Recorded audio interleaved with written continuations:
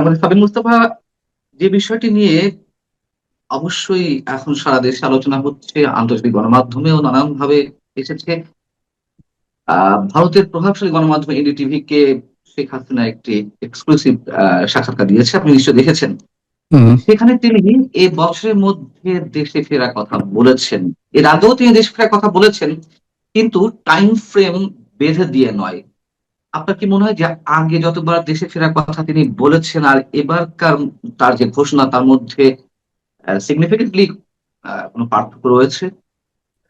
আমি পুরো ইন্টারভিউটা পড়ে, কারণ এটা তো একটা ইমেলের মাধ্যমে ইন্টারভিউটা হয়েছিল, সেই জি, ইন্টারভিউটা পড়ে যেটা দেখলাম যে ওখানে দুটো লাইন আছে খুব গুরুত্বপূর্ণ। একটা আপনি যেটা বলছেন যে উনি বলছেন যে তিনি এই বছরেই দেশে ফিরবেন।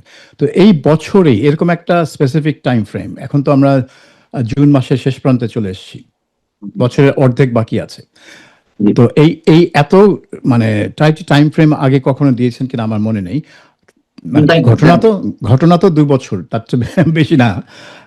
কাজেই এটা একটু সিগনিফিক্যান্ট এই কারণে যে তিনি কেন এত স্পেসিফিক বলছেন যে এই বছরেই তিনি ফিরবেন।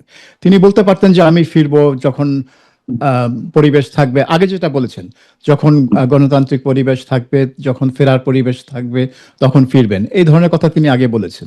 কিন্তু এইবার বলছেন যে এই সময়ে তিনি ফিরবেন। আচ্ছা, দ্বিতীয় কথা যেটা বলেছেন সেটা হচ্ছে যে তিনি আহ্বান জানিয়েছেন বর্তমান সরকারের প্রতি যে আওয়ামী লীগের উপর যাতে নিষেধাজ্ঞা তুলে নেওয়া হয়, তাদের উপর আরোপ করা বিভিন্ন ভুয়া মামলা তুলে নেওয়া হয়, এবং তাদের নেতা কর্মীদের যাতে মানে স্বাধীনভাবে রাজনীতি করতে দেওয়া হয়। এটা না হলে তিনি বলছেন যে আওয়ামী লীগ অন্য পথ বেছে নেবে, যেটা একটু মানে তিনি ব্যাখ্যা করেননি কি পথ বেছে নেবে। কিন্তু এটা একটা এক ধরনের একটা অন্য পথ কি হতে পারে রাজনীতিতে। আপনি যদি প্রকাশ্যে গণতান্ত্রিক পথে, নিয়মতান্ত্রিক পথে রাজনীতি না করতে পারেন, তাহলে আপনার মানে রাজনীতি করার অন্য পথটা কি, সেটা না হয় পরের কথা। কিন্তু তিনি যে ফিরবেন, এই কথাটা বলার পেছনে একটা কারণ হতে পারে যে তিনি সিদ্ধান্ত নিয়েছেন যে তিনি বাংলাদেশে গিয়ে কারাবরণ করবেন। কারণ এখানে বাংলাদেশে ফিরে তিনি কারাগারে যাবেন না এইরকম পরিস্থিতি বাংলাদেশে নেই। এখন প্রশ্ন নিশ্চয় না। হচ্ছে যে আন্তর্জাতিক অপরাধ ট্রাইব্যুনালে তার তার বিরুদ্ধে যে মামলা হয়েছিল এবং যে মামলার রায় তাকে যে ফাঁসির আদেশ দেওয়া হয়েছে, সেই ফাঁসির আদেশ বিএনপি সরকার কার্যকর করবে কিনা, এটা একটা বড় প্রশ্ন। এখন তিনি নিশ্চয়ই ফাঁসিতে ঝোলার জন্য বাংলাদেশে ফিরবেন না, এটা কেউ করবে না। এটা তো একটা বোকামি হবে যদি কেউ মনে করে যে তিনি ফাঁসিতে ঝোলার জন্য আসছেন। তো হয় তিনি আসছেন এই আশ্বাসে যে তাকে ফাঁসি দেওয়া হবে না, কিন্তু সেই ধরনের কোনো আশ্বাস পেতে হলে যে ধরনের আম, আলোচনা দরকার, পর্দার আড়ালে যে ধরনের আলোচনা দরকার, সে ধরনের কোনো আলোচনা হয়েছেও বলে মনে হয় না। কারণ শেখ হাসিনা নিজেই বলছেন যে তারা কোনো সিক্রেট ডিল তিনি করবেন না, তিনি যা করার, যা কথাবার্তা বলার প্রকাশ্যে করবেন। তো সিক্রেট ডিল যদি না হয়, তাহলে তিনি ফিরবেন, ব্যাপারটা একটু আমার কাছে খটকা লাগছে। যে তিনি কি সিদ্ধান্ত নিয়েছেন যে কিছু একটা হবে, আইন আইনগত প্রক্রিয়ার মধ্যে দিয়ে তিনি ফাঁসির থেকে রেহাই পাবেন, কিন্তু তিনি কি আবার তার সারা জীবনকে তিনি জেলে থাকতেও প্রস্তুত? অনেকগুলো ব্যাপার আছে, কিন্তু সবকিছু দেখে মনে হচ্ছে যে সবকিছু যদি আপনি মানে চিন্তা ভাবনা করেন, আর তার এই কথা যে আমি এই বছরই দেশে ফিরবো, সে দুটো মেলান, তাহলে মনে হচ্ছে যে তিনি সিদ্ধান্ত নিয়েছেন যে এই মুহূর্তে তাকে দেশে ফিরতেই হবে, এই বছরের মধ্যেই তাকে দেশে ফিরতেই হবে, এবং তিনি সেটা করতে চান। সো ওই দিক থেকে আমি মনে করবো যে এটা সিগনিফিক্যান্ট যে তিনি একটা সিদ্ধান্ত নিয়েছেন। আপনি বলছেন যে সিক্রেট ডিল হয়েছে কিনা গভর্নমেন্টের সঙ্গে, তেমন কোনো লক্ষণ আপনি দেখতে পাচ্ছেন না, যেহেতু তিনি নিজেই বলেছেন, একেবারে উড়িয়ে দিয়েছেন যে এই ধরনের কোনো সম্ভাবনা নেই, কোনো হুম। ধরনের হিডেন এগ্রিমেন্ট বা এই টাইপের কিছু নেই।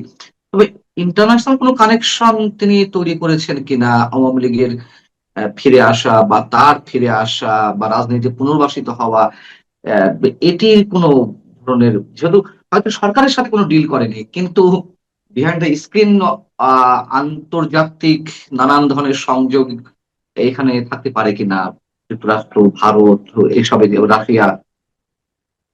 আমি দেখলাম যে শেখ হাসিনা সাক্ষাৎকারে তিনি ওইদিকে একটা আভাস দিয়েছেন।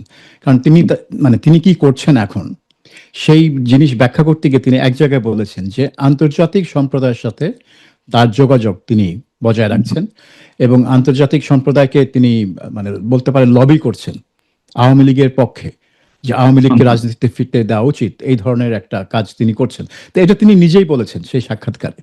তো আমরা ধরেই নিতে পারি যে বিভিন্ন চ্যানেলে আহ, তিনি আন্তর্জাতিক পরিসরে আওয়ামী লীগের পক্ষে লবি করছেন, এবং সেই জন্য লন্ডনে একটা আইন ফার্ম ডাউটি স্ট্রিট, যারা বিভিন্ন আম, মানবাধিকার বা এই ধরনের কাজ তারা করে থাকে, তাদেরকে তিনি নিয়োজিত করেছেন। তারাও জাতিসংঘে এবং বিভিন্ন আন্তর্জাতিক সংস্থায় আওয়ামী লীগের বিরুদ্ধে অন্যায় করা হচ্ছে, অবিচার করা হচ্ছে, এই ব্যাখ্যা দিয়ে চিঠি দিচ্ছেন এবং লবি করছে। কাজেই আন্তর্জাতিক পরিসরে যে যোগাযোগ আছে তা নিয়ে কোনো সন্দেহ নেই। এবং এই যে ভারত থেকে একজন রাজনীতিককে হাইকমিশন করে পাঠানো হলো ঢাকায়, হুম। হীরালাল ত্রিবেদী, দীনেশ হীরালাল ত্রিবেদী, এবং তাকে খুবই মানে অভূতপূর্ব একটা কাজ, ভারত একজন হাই কমিশনারকে বা অ্যাম্বাসেডরকে মন্ত্রী মানে পদের মর্যাদা দিল, যেটা ভারতে আগে হয় নাই। কাজেই এর বাংলাদেশের যে ভারতে নিযুক্ত হাই কমিশনের পদটা হঠাৎ করে ভারতের তরফ থেকে খুবই উঁচুতে নিয়ে যাওয়া হয়েছে। এটাকে একটা রাজনৈতিক রূপ দেওয়া হয়েছে এবং তাকে মন্ত্রীর পদ দেওয়া হয়েছে। তার মানে তিনি যখন বাংলাদেশের মন্ত্রীদের সাথে কথা বলবেন, তিনি কিন্তু শুধু হাই কমিশনার হিসেবে কথা বলছেন না, তিনি এই একটা ফ্রেমকে মন্ত্রী, মেনটেন করে কথা বলতে হবে। তিনি একজন মন্ত্রী পদমর্যাদার রাজনীতিক হিসেবে কথা বলছেন। তো এইটার পেছনে আম, একটা কারণ থাকতে পারে যে বাংলাদেশের সাথে সম্পর্ক উন্নয়ন করা ভারত এটার উপর খুব জোর দিচ্ছে, এবং সেজন্য তারা মনে করে একটা রাজনৈতিক ব্যক্তিত্ব দরকার। কিন্তু রাজনৈতিক ব্যক্তিত্ব থাকা মানেই হচ্ছে বাংলাদেশের সাথে যে ভারতের রাজনীতি বিষয়ে যেই মতবিরোধ বা বচসা আছে, যার মধ্যে আওয়ামী লীগের ভূমিকা এবং আওয়ামী লীগের অবস্থান ভারতে, বিশেষ করে শেখ হাসিনার অবস্থান ভারতে, সেটা অত্যন্ত গুরুত্বপূর্ণ একটা অংশ। সেই বিষয়ে মিস্টার ত্রিবেদী আলাপ করবেন না, এটা আমি ভাবতেই পারবো না। আরেকটা মজার জিনিস হলো যে ভারতে যে আমেরিকান রাষ্ট্রদূত আছেন, যিনি সার্গেই গোর। হ্যাঁ, মিস্টার গোর, সার্গেই গোর, এবং যিনি গোটা দক্ষিণ এশিয়ায় আমেরিকান প্রেসিডেন্টের দূত হিসেবেও কাজ করেন, তিনি ত্রিবেদীকে অভিনন্দন জানিয়েছেন আহ, এক এটাও তো পোস্টে। এটাও তো অভূতপূর্ব। এর আগে এটা কোনো আমি আগে কখনো বাংলাদেশের দেখিনি। রেস্টুরেন্টে মার্কিন রাষ্ট্রদূত অভিনন্দন জানিয়েছেন, তাও ভারতের, হ্যাঁ, এমনটা দেখা যায়। এ- এটা আমি আগে কখনো দেখিনি যে এক দেশে নিযুক্ত রাষ্ট্রদূত যেই দেশে নিযুক্ত সেই দেশের অন্য দেশে নিযুক্ত রাষ্ট্রদূতকে অভিনন্দন জানাচ্ছে। এখানে অভিনন্দন জানানোর কি হলো, আনলেস তাদের মধ্যে যদি একটা পূর্ব সম্পর্ক না থাকে, হুম, হুম। যদি তাদের পরিচয় থাকে, তাদের যদি একটা ওয়ার্কিং রিলেশনশিপ থাকে, তাহলেই সে অভিনন্দন জানাবে। কারণ আমার ফ্রেন্ডকে আমি অভিনন্দন জানাচ্ছি, আমার একটা কলিগ বলতে পারেন অভিনন্দন জানাচ্ছি। তো এই আমেরিকান রাষ্ট্রদূত সার্গেই গোরের সাথে দীনেশ ত্রিবেদীর সম্পর্কটা কিভাবে কিরকম, এবং সেখানে যেহেতু দীনেশ ত্রিবেদী বাংলাদেশে নিযুক্ত ভারতীয় হাই কমিশনার, সেহেতু সার্গে গোর কি বাংলাদেশ নিয়েও দীনেশ ত্রিবেদীর সাথে কাজ করবেন কিনা, সেটাও একটা বড় প্রশ্ন। কাজে এখানে আমেরিকার কোনো ভূমিকা আছে কিনা, বা মানে এটা হয়তো 2 মাস আগে উড়িয়ে দেওয়া যেত, কিন্তু এখন আমি উড়িয়ে দেব না। 2 মাস আগে আমি হয়তো বলতাম যে না, আমেরিকা এই ভারত বাংলাদেশ সম্পর্কে নাক গলাবে না। কিন্তু এই অভিনন্দন দেখে মনে হলো যে এটা একটা নাক গলানোর মতোই একটা ব্যাপার। কিন্তু এটা ভালোভাবে না, মানে মানে খারাপভাবে নাক গলানো না, একটা বন্ধুত্বপূর্ণ একটা নাক পজিটিভ। হিসেবে আমেরিকান আসছে। এখন এই নাক গলানোটা কতদূর যাবে এবং বাংলাদেশ সরকারের উপর সেটা কি ধরনের প্রভাব বা চাপ ফেলবে, সেটা মানে বলার সময় আসেনি। কিন্তু সব দেখে মনে হচ্ছে যে শেখ হাসিনা সিদ্ধান্ত নিয়েছেন তিনি দেশে ফিরবেন। এখন বাংলাদেশ সরকার তাকে দেশে ঢুকতে দিবে কিনা, আর না ঢুকতে দিলেও প্রশ্ন উঠবে যে বারবার তো বাংলাদেশ সরকার বলে যে আমরা শেখ হাসিনা কি ফেরত চাই, তাকে আসামির কাঠগড়াতে দাঁড়াতে হবে, তাকে বিচার ফেস করতে হবে। তাহলে সে যদি ফেরে, তাহলে তো তাকে বাধা দেওয়া উচিত না, তাকে নিয়ে তার যে মামলা আমি টামলা যে আছে। প্রশ্নটি করতে চেয়েছিলাম, আপনি সেই বিষয়ে অলরেডি মন্তব্য করে ফেলেছেন, খুবই সিগনিফিকেন্ট কোশ্চেন। যে আহ, ইউনূস সরকার বা বিএনপি সরকার, তারা ভারতের কাছে, ভারতের পররাষ্ট্র মন্ত্রণালয়ের কাছে বারবার আহ আহ, নোট পাঠাচ্ছে, বারবার রিকোয়েস্ট করছে, এবং দুই পক্ষের মন্ত্রী পর্যায়ে বা শীর্ষ পর্যায়ে যখন যে বৈঠক হচ্ছে সেখানেও শেখ হাসিনাকে ফেরত পাঠানোর জন্য আবেদন জানানো হচ্ছে। এখন শেখ হাসিনা নিজে ফেরত আসতে চান। এর আগেও তিনি বলেছেন ট্রাভেল পাসের আবেদন করা হবে বাংলাদেশের হাই কমিশনের কাছে, দিল্লিস্থ বাংলাদেশ হাই কমিশনের কাছে, সেই কথাও এর আগে বলা হয়েছে। এখন সরকারের জন্য পথ কি, মানে সরকার কি বিষয়টি লুফে নেবে কিনা নাকি অ্যাভয়েড করবে? সরকারের মনোভাবটা খুব মানে পরিষ্কার বোঝা যাচ্ছে না। আমার মনে হয় সরকার একটু দোদুল্যমান অবস্থা আছে এই বিষয়ে। কারণ আপনি দেখেন এপ্রিল মাসে যখন পররাষ্ট্রমন্ত্রী খলিলুর রহমান দিল্লি গেলেন, তার সাথে পররাষ্ট্র বিষয়ক প্রধানমন্ত্রীর পররাষ্ট্র বিষয়ক উপদেষ্টা হুমায়ুন কবিরও ছিলেন। তো ফেরত আসার পর হুমায়ুন কবির সাংবাদিকদের দুইটা কথা বলেছেন এবং আমার কাছে দুইটা কথা পরস্পর বিরোধী মনে হয়েছে। এক জায়গায় তিনি বলেছেন শেখ হাসিনা একটা সন্ত্রাসী, তাকে আহ, আমরা দেশে ফিরতে দেখতে চাই না, দেশের মানুষ তাকে ভুলে গেছে, আমরা উই হ্যাভ মুভড অন, আমরা সামনের দিকে এগিয়ে যাচ্ছি, শেখ হাসিনার আর প্রয়োজন নেই আমাদের। এটা একটা কথা। তার মানে আমরা চাই না শেখ হাসিনার মুখ আমরা আর দেখতে চাই না। তারপরে আবার তিনি ওই একই মানে ওই প্রেস কনফারেন্সে তিনি বলেছেন যে আমরা ভারত সরকারকে আবার অনুরোধ করেছি শেখ হাসিনাকে ফিরিয়ে দেওয়ার জন্য, তার বিরুদ্ধে আইসিটিতে মামলা আছে, তার বিরুদ্ধে আম, মানে তিনি মানে বিচার হয়েছে ইত্যাদি, তো তাকে বিচার মানে ফলাফল ফেস করার জন্য তাকে ফেরত দিতে হবে। তো একদিকে তিনি বলছেন আমরা তাকে দেখতে চাই না, আরেকদিকে বলছেন তাকে ফেরত দিতে হবে। তো কোনটা আপনি কোনটা চান সেটা হলো আসল। আপনি কি আসলেই চান শেখ হাসিনা দেশে ফিরে কাঠগড়ায় দাঁড়াক, নাকি আপনি আসলেই চান যে শেখ হাসিনা গায়েব হয়ে যাক আর দেশে না ফিরুক? তো এই এই কথাটা কিন্তু সরকারের মুখ থেকে স্পষ্ট আসে না। কোনো কোনো সময় তারা বিচারের জন্য মানে বড় বড় হাঁক ডাক দেয় যেটা ভারতের দোষ, ভারত ফেরত দিচ্ছে না। আবার বলে যে না আমরা শেখ হাসিনাকে দেখতে চাই না। তো আমার মনে হয় শেখ হাসিনা যখন নিজে থেকে বলবে এবং ভারত সরকার যদি বাংলাদেশ সরকারকে জানায় যে হ্যাঁ এখানে ওই এক্সট্রাডিশন ফেক্সট্রাডিশনের দরকার নেই, শেখ হাসিনা স্বেচ্ছায় ফিরবে, আপনারা যা করার করেন, তখন বাংলাদেশ সরকার কি করবে? বাংলাদেশ সরকার তো না করতে পারবে না, কারণ তাদের তো অবস্থানেই যে শেখ হাসিনাকে বিচারের মুখোমুখি হতে হবে। তো এটা তো একটা সুযোগ। শেখ হাসিনা ঢাকার এয়ারপোর্টে নামলে তাকে গ্রেফতার করে কারাগারে নেওয়া হবে, তারপরে তার যেই মামলা তিনি অলরেডি দোষী সাব্যস্ত হয়েছেন সেটার অ্যাপিল করার আবেদন মানে দেরিতে হলেও অ্যাপিল করা যায় কিনা সব ঘাটাঘাটি করবেন তার আইনজীবীরা। এখন এই প্রক্রিয়া কিভাবে যাবে আমি জানি না। সেটা হচ্ছে এটা আইসিটি কতটা স্বাধীনভাবে কাজ করবে, কতটা সরকারের নির্দেশ অনুযায়ী কাজ করবে। এখন আমরা জানি বাংলাদেশের আদালত এইসব স্পর্শকাতর মামলায় খুব মানে রেয়ারলি তারা মানে সরকারের উচ্ছার বিরুদ্ধে যায়। কাজেই এখানে আমরা ধরেই নিতে পারি যে এখানে সরকার যা চায় সেটাই হবে। এখন সরকার কি চায় সেটা তো সরকারকেই সিদ্ধান্ত নিতে হবে যে তারা শেখ হাসিনাকে নিয়ে কি করতে চায়।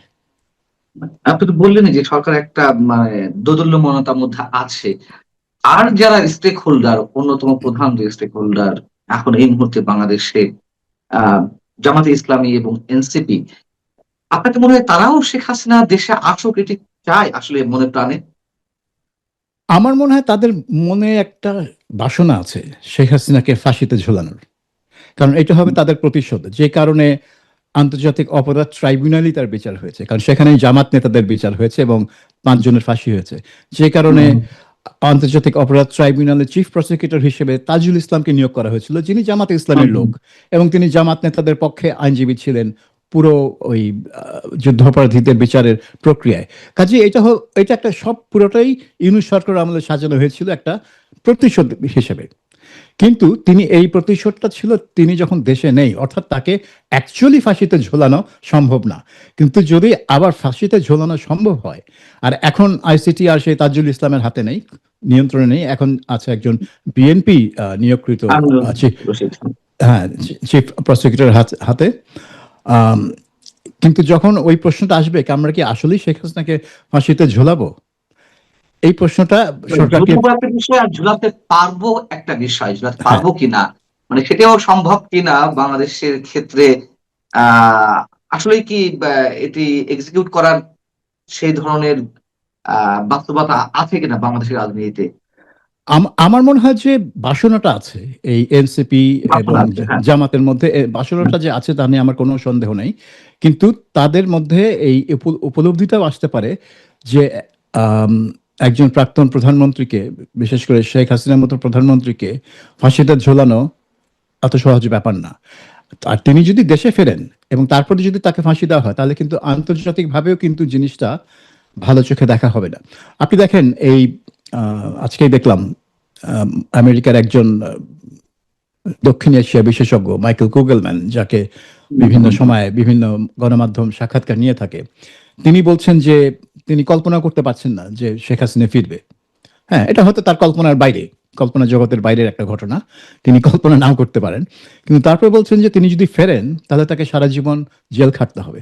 তার মানে তিনিও কিন্তু ভাবছেন না যে তাকে ফাঁসিতে ঝোলানো হবে। মানে জেল খাটতে হতে পারে সারা জীবন এবং জেলখানায় তিনি মারা যেতে পারেন, সেরকম ওই দূর পর্যন্ত চিন্তা ভাবনা চলতে পারে। কিন্তু ফেরার পর তাকে ফাঁসিতে ঝোলানো হবে, এই চিন্তা ভাবনা কিন্তু খুব কম লোকই করবে। মানে গুপ্ত সুপ্ত বাসনা যতই থাকুক জামাত আর এনসিপির মধ্যে, এই এই কাজটা করা কিন্তু অত সহজ হবে না। বিশেষ করে বিএনপির মতো দল যারা আর কি সেরকম উগ্র বিপ্লবী দল না। বিপ্লবী দল যে বিএনপি না সেটা আমরা জানি, কিন্তু সেরকম উগ্র তারা না যে তাদের প্রধান রাজনৈতিক প্রতিপক্ষ, কারণ জামাত তাদের প্রতিপক্ষ না, জামাত তাদের মিত্র, সবসময় তাদের মিত্র, এখনো তাদের মিত্র হিসেবেই তারা বিরোধী দলে আছে। এটা একটা কি বলবো, ওই যে 2014-18 সালের যে জাতীয় পার্টির বিরোধী দলের ভূমিকা সেরকম আর কি একটু। আম, কিন্তু তাদের প্রধান প্রতিপক্ষ নেতাকে ফাঁসিতে ঝোলানো আর তাকে একটা অন্যভাবে, আপনি ধরেন যে 2004 সালের 21শে আগস্ট যে গ্রেনেড হামলায় তাকে হত্যার একটা প্রচেষ্টা হয়েছিল, যেটার জন্য তারেক রহমান এক সময় দোষী সাব্যস্ত হয়েছিলেন, কিন্তু পরে হাইকোর্ট আওয়ামী লীগের পতনের পর সুপ্রিম কোর্ট থেকে তাকে এবং অন্যান্য সবাইকে বেকসুর খালাস দেওয়া হয়। মানে কেউ তাকে হত্যার চেষ্টা করে নাই, ওই 24 জন লোক এমনি এমনি মারা গেছে আর কি। সো সো সেই ব্যাপারটা এখন অত সহজ না, ফাঁসি দেওয়া একজন প্রাক্তন প্রধানমন্ত্রীকে ফাঁসি দেওয়া অত সহজ না। এবং সেই জন্য এই ফাঁসির কথাটা, এমনকি মাইকেল কুগলম্যান, যার কল্পনার বাইরে যে শেখ হাসিনা ফিরবেন এটা তিনি কল্পনাও করতে পারেন না, তিনিও কিন্তু ফাঁসি পর্যন্ত কল্পনা করতে পারছেন না। তিনি ওই সারা জীবন জেল খাটবেন এই পর্যন্ত যাচ্ছেন, যেটা ভাবা খুব সহজ। হ্যাঁ, সারা জীবন তিনি জেল খাটতে পারেন, জেলখানায় তার মৃত্যু হতে পারে, তার বয়স তো প্রায় 80 ছুঁই ছুঁই। কাজেই তার তো শারীরিক অবস্থা কিরকম আমি জানি না, যারা গেছেন দেখেছেন তাদের আম, কথা অনুযায়ী তিনি এখনো সুস্থ আছেন, এখনো খুব রোবাস্ট আছেন ইত্যাদি। তো এটা আমি ভেরিফাই করার কোনো রাস্তা নাই। তো এখন সেটাই মানে আপনার যে ওই কথা ঠিক যে এটা ফাঁসি পর্যন্ত যাবে কি না সেটা একটা বড় প্রশ্ন। এবং আমার মনে হয় তিনি যদি ফেরেন তিনি ওই আশ্বাস নিয়েই ফিরবেন যে ফাঁসি পর্যন্ত যাবে না, কিন্তু তাকে কারাবরণ করতেই হবে। কত সময়ের জন্য সেটা অন্য ব্যাপার, কিন্তু তাকে কারাবরণ করতেই হবে। তিনি এর আগের একটা ইন্টারভিউতে বলেছেন সম্ভবত টাইমস অফ ইন্ডিয়াতে, এবং সেই ইন্টারভিউ ভারতের সব ধরনের গণমাধ্যমে জাস্ট কপি হিসেবে এসেছিল, টাইমস অফ ইন্ডিয়ার রেফারেন্স দিয়েই। তিনি বলেছেন যে আমি ফিরবো, যে কোনো সময় ফিরবো এবং মাথা উঁচু করে ফিরবো। আহ তার এই যে ফিরে আসা যদি সত্যি সত্যি বাস্তবে আমাদের দেখতে হয়, আপনার কি মনে হয় তার এই ফিরে আসার মধ্য দিয়ে তার যে ইমেজ সংকট 5 আগস্টের পর পর, 2024-এর 5 আগস্টের পর পরই দেখা দিয়েছিল, সেগুলো তো আস্তে আস্তে একটু একটু হলেও রিকভার হচ্ছে এবং সত্যি সত্যিই তিনি মাথা উঁচু করে ফিরবেন? আহ মানে এই মাথা উঁচু করে ফেরার সাথে তো অনেক বিষয় জড়িয়ে রয়েছে। আহ দলীয় নেতা কর্মীরা তাকে রিসেপশন দিবে, বা আওয়ামী লীগের রাজনীতিতে পুনর্বাসিত হবে, তিনি ফিরবেন ভিআইপি, একজন ভিভিআইপি যেভাবে বিচারের মুখোমুখি হয় যদি তিনি দোষী সাব্যস্ত হয়ে থাকেন বা অন্যায় করে থাকেন। তিনি যেমন মানে আমরা দেখি তো কোথাও কোথাও যে ভিভিআইপি হিসেবেই বিচারের মুখোমুখি হচ্ছেন, সেই ধরনের কথা তিনি মেন করছেন কিনা, আর যদি মেন করেই থাকেন তাহলে সেটির বাস্তবতা আছে কিনা? ইউনূস সরকার যে কাজটা করেছে এই মুক্তিযুদ্ধের স্মৃতি এবং তার যে চেতনা সেটা ধ্বংস করার জন্য, এবং বঙ্গবন্ধুর স্মৃতি ধ্বংস করার জন্য ইউনূস সরকার যেটা করেছে, এবং বিএনপি সরকার সেগুলো অনেক কিছুই কিন্তু কন্টিনিউ করছে। মুখে বললেও কাজে কিন্তু তারা সেই ইউনূস সরকারের নীতির মানে ধারাবাহিকতাই চলছে। এখন এইটা আমি বলবো যে আওয়ামী লীগের ইমেজ পুনরুদ্ধারে সহায়তা যত না করছে, তার চেয়ে বেশি যেটা করছে যে আওয়ামী লীগের মতো একটা দলের প্রয়োজনীয়তা মানুষের মনে সৃষ্টি করছে, যে না, এটা হয়ে যাচ্ছে একটা একতরফা শাসন। বিএনপি জামাত তারা একতরফা শাসন করছে, এটা একই ঘরানার দুইটা দল, এবং তারা আদর্শ একদিক থেকে তারা একই একই ঘরানার, অর্থাৎ এই পার্লামেন্টে সেরকম বিরোধী দল বলতে কিছু নেই, এটা একচেটিয়া শাসন হচ্ছে।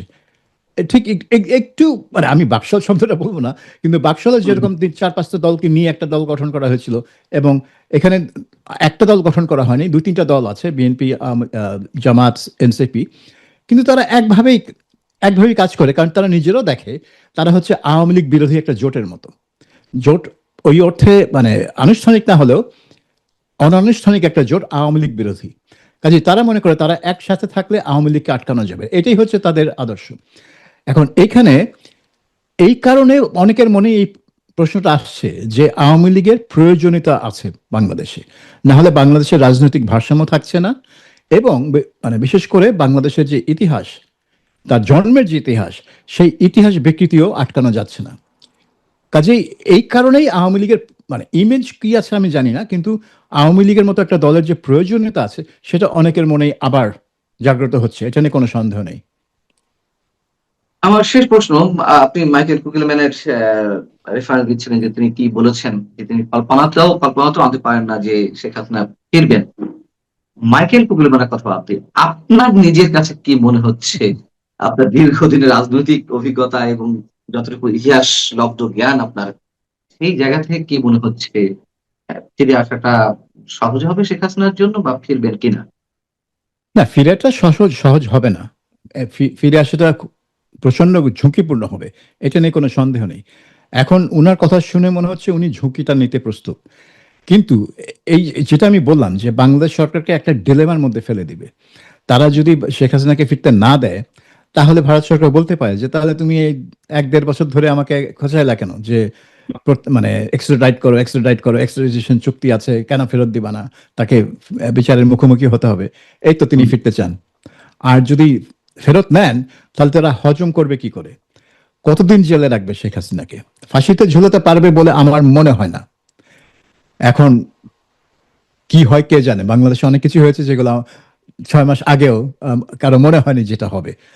হ্যাঁ, যে 1980-র দশকে যখন 71-এর ঘাতক দালাল নির্মূল কমিটি তাদের আন্দোলন শুরু করলো যুদ্ধাপরাধীদের বিচারের দাবিতে, জামায়াত ইসলামী নেতাদের বিচারের দাবিতে, তখনও কিন্তু কেউ ভাবেনি যে বিচার আদৌ হবে।